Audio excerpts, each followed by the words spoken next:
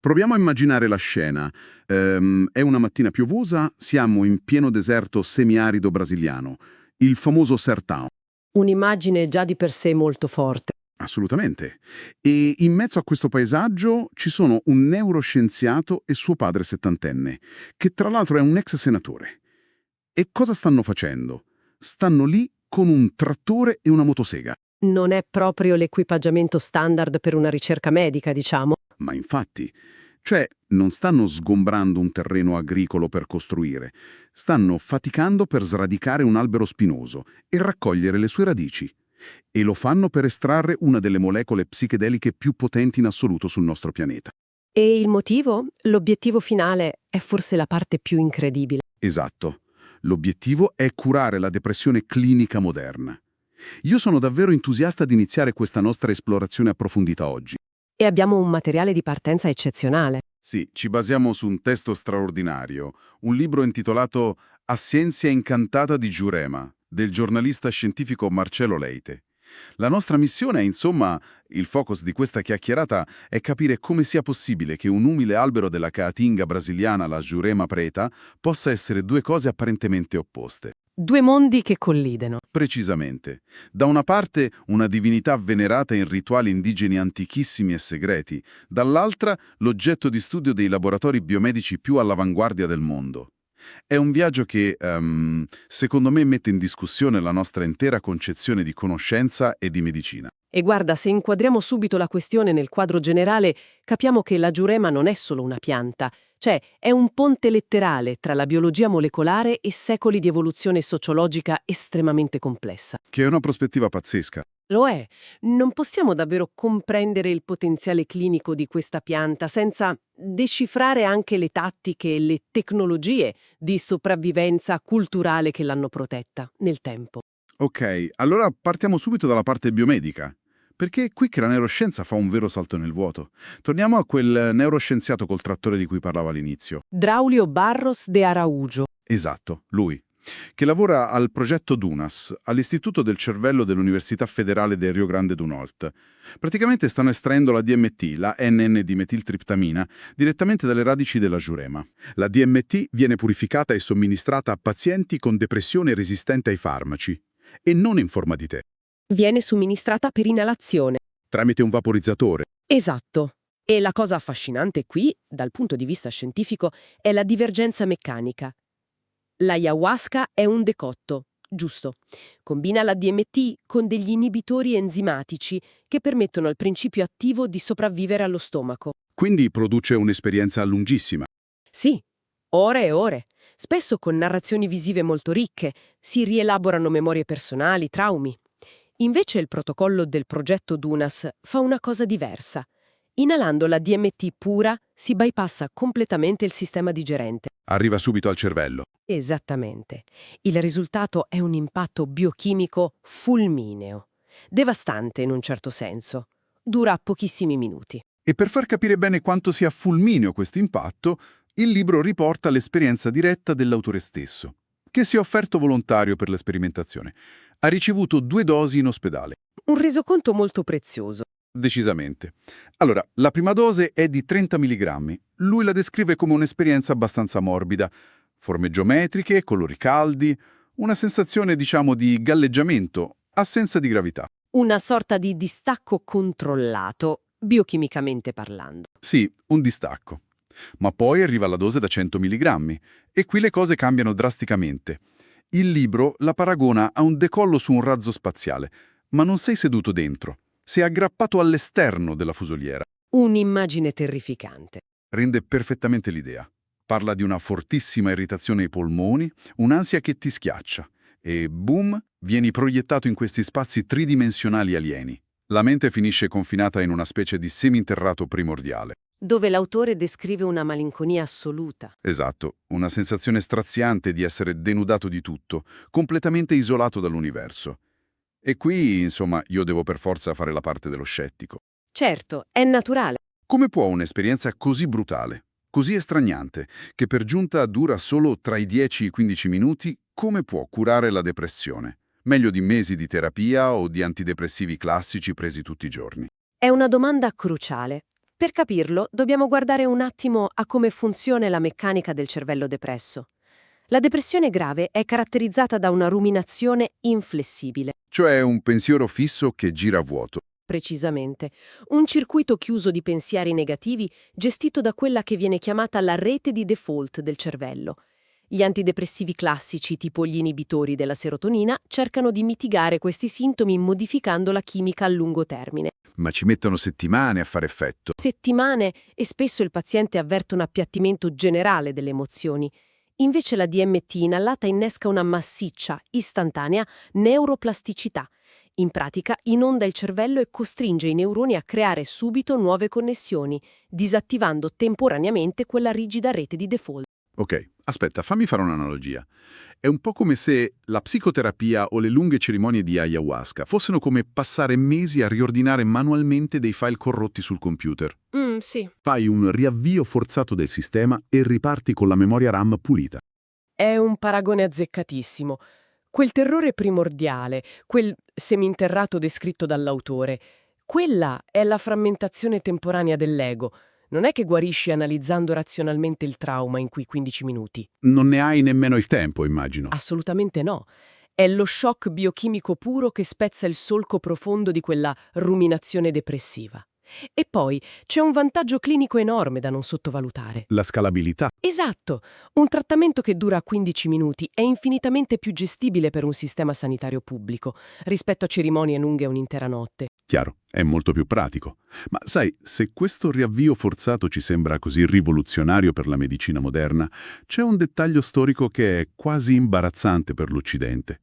La scienza brasiliana conosceva questa molecola molto prima delle moderne risonanze magnetiche. Verissimo, già negli anni 40.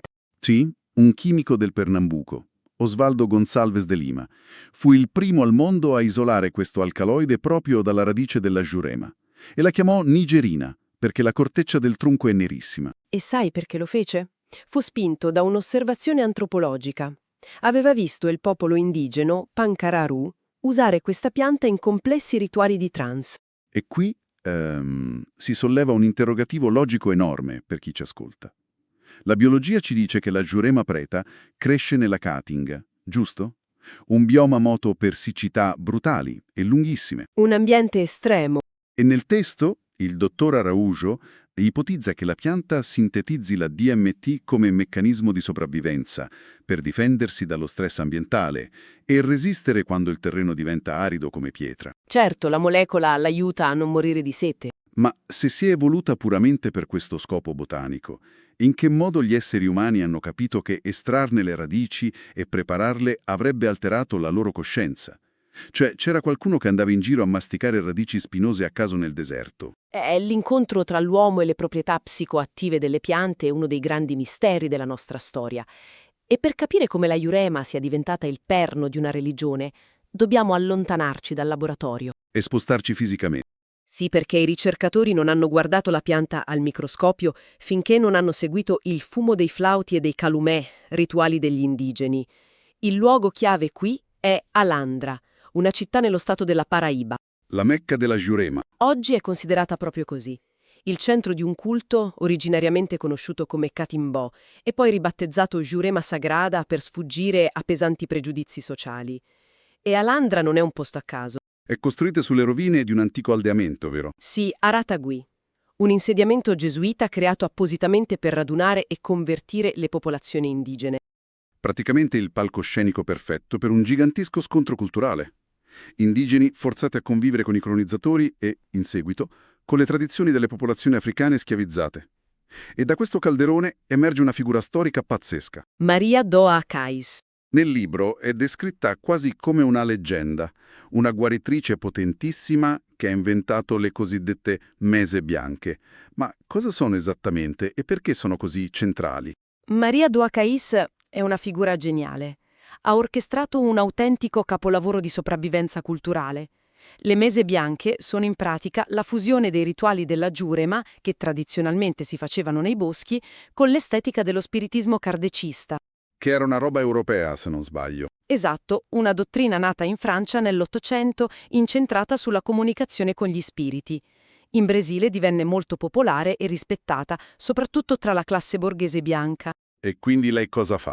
Prendi i canti indigeni, il fumo di tabacco, i poteri della giurema e li porta dentro stanze chiuse, attorno a tavoli coperti da tovaglie bianche e adornati con icone di santi cattolici e bicchieri d'acqua. Una mossa di un'intelligenza strategica disarmante. Leggendo queste dinamiche si ha una vera epifania. Molti potrebbero guardare a questo mix di santi e fumo e pensare «Ah, la tradizione si è corrotta, ha perso la sua purezza». E invece è l'esatto contrario. L'intuizione chiave qui è che il sincretismo non è una sconfitta, è una tecnologia avanzatissima di mimetizzazione. Cioè, negli anni 30 lo Stato brasiliano aveva scatenato una vera caccia alle streghe. Assolutamente. I fascicoli giudiziari citati nel libro parlano chiaro. La polizia entrava nei boschi a cavallo. Sradicava gli alberi sacri, spaccava gli altari, sbatteva in prigione chiunque praticasse i riti. L'accusa era stregoneria.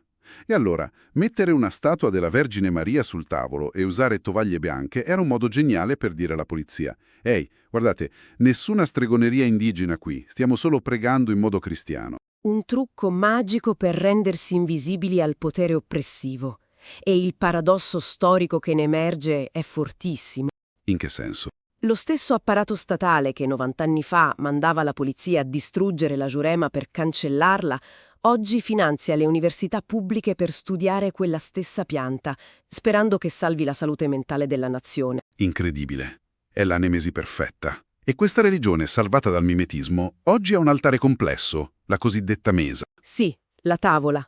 Ci sono i bicchieri d'acqua chiamati princessas, un tempo erano recipienti di creta per la bevanda di Giurema. E poi ci sono i cacimbos, le pipe. Il fumo non è un vizio lì, no? No, affatto. È una tecnologia di purificazione e preghiera, un retaggio puramente indigeno. E poi, ovviamente, ci sono le entità venerate che abitano l'albero di Giurema. Ma non parliamo di angeli celesti generici, giusto? Sono divisi in gerarchie molto specifiche. Precisamente. Abbiamo i mestres, che sono figure umane divinizzate, come Zeppelintra, un'icona della strada e della marginalità urbana. Poi ci sono i caboclos, che rappresentano gli spiriti dei guerrieri indigeni. E i pretos velchios. Quelle sono gli spiriti degli antichi schiavi africani. Ed è affascinante il modo in cui operano. Invocare un preto veglio durante un rituale non è solo fede. È un meccanismo psicologico attivo contro il trauma coloniale. Cioè, aiuta a elaborare il trauma. Sì, incoraggiando il fedele a relazionarsi con lo spirito di chi ha subito la massima oppressione fisica, riconoscendolo come portatore di immensa saggezza e potere di guarigione, il rito ribalta le gerarchie della storia. Il corpo dello schiavo, che la società coloniale considerava uno strumento usa e getta, diventa un faro di salvezza. Esatto. Quindi il Pantheon della Giurema non è, sai, una lista di creature fantastiche. È letteralmente un archivio storico, una mappa sociologica dei popoli oppressi del Brasile che rifiutano di essere cancellati. E c'è un esempio cristallino nel testo a riguardo. La figura di Reis Malunguinho. Che per decenni tutti pensavano fosse un errore grammaticale, vero? Sì, le classi dominanti e alcuni accademici credevano fosse un plurale sconclusionato usato dalle classi povere per indicare un'unica entità. Ma la ricerca storica ha dimostrato che è un titolo collettivo, voluto. E chi era Malunguinho? Era il leader del Quilombo di Catucà. I Quilombos erano quegli enormi insediamenti fortificati costruiti dalle persone fuggite dalla schiavitù. Quello di Catucà fu spietatamente sterminato dall'esercito imperiale nell'Ottocento. E quindi, divinizzando la figura del leader con un plurale, la Giurema Sagrada ha eretto un monumento immateriale a tutti i caduti di quella resistenza. Stessa cosa per Reis Canindé, leader indigeno nella guerra dei barbari contro i portoghesi. La storiografia europea li registra come sconfitti, ma nei templi di Giurema governano come re immortali. È una giustizia storica ottenuta attraverso la liturgia.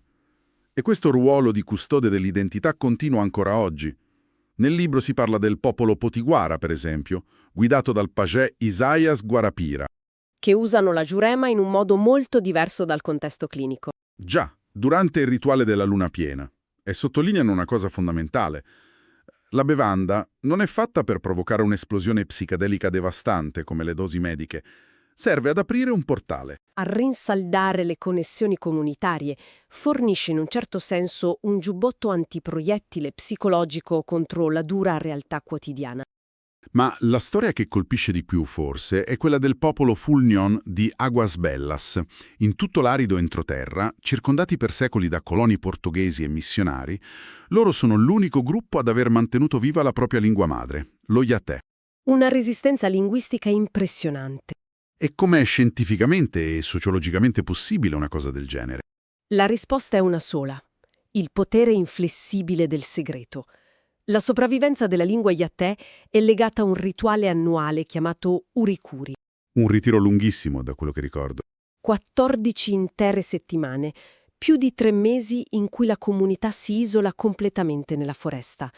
E l'accesso è rigorosamente vietato a qualsiasi non indigeno, senza eccezioni. Uno spazio totalmente protetto dall'Occidente. Esatto.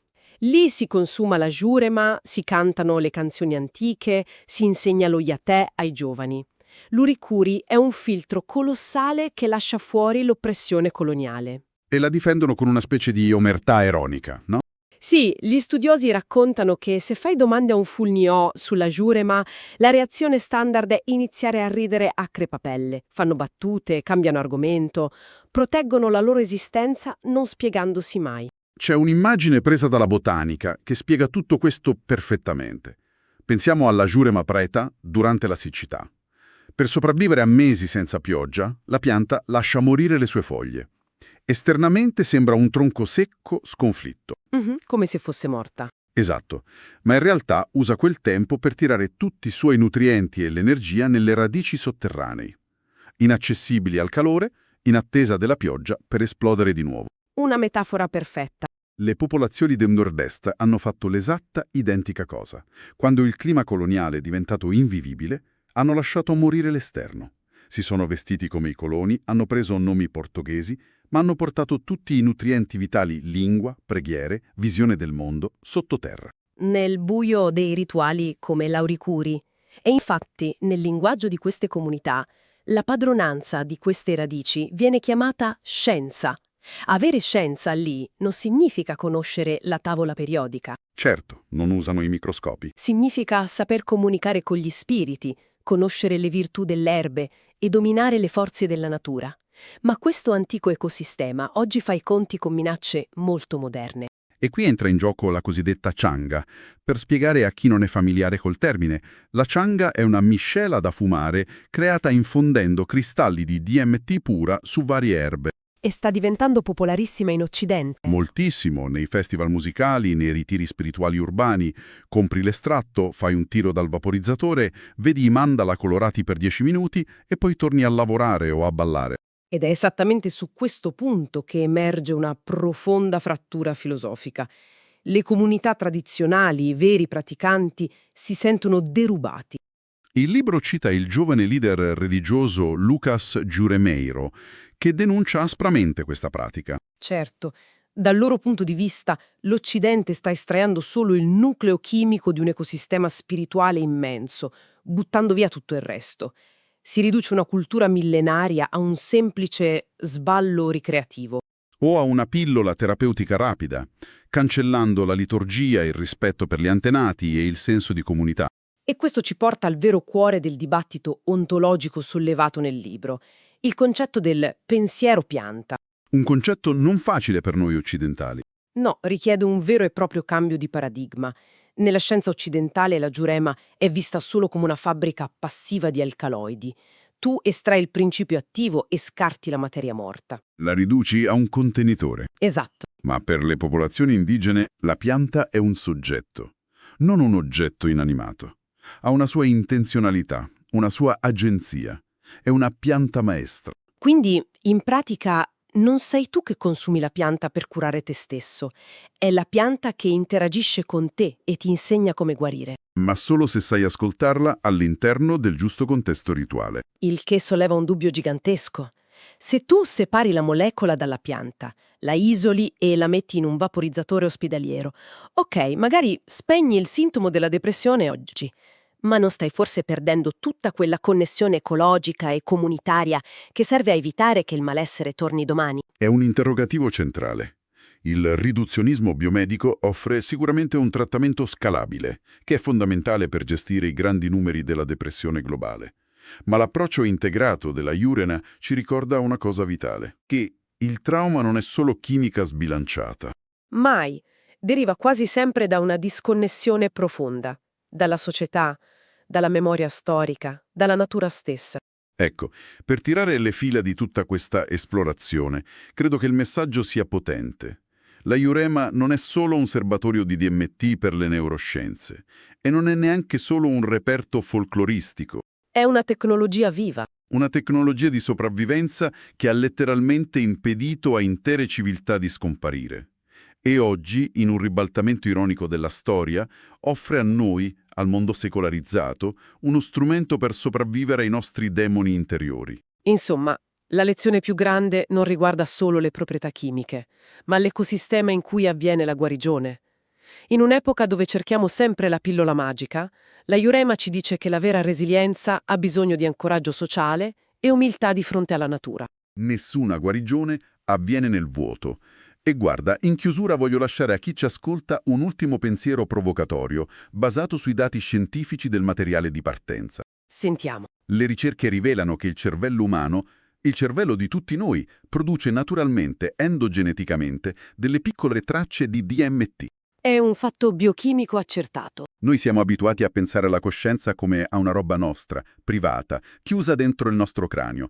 Ma se il cervello umano produce in modo naturale l'esatta, identica molecola vitale sintetizzata dalle radici di questo arbusto nel deserto, Cambia tutto. forse la coscienza non è qualcosa che l'essere umano possiede. Forse è una rete immensa, universale, in cui l'umanità e la natura sono da sempre intrecciate chimicamente. Vi lasciamo con questa riflessione. Alla prossima analisi approfondita. Se questo contenuto ti è stato utile, lascia un like. Condividi nei commenti le tue valutazioni, esperienze o suggerimenti per altri video. Iscriviti al canale per continuare il viaggio nella conoscenza.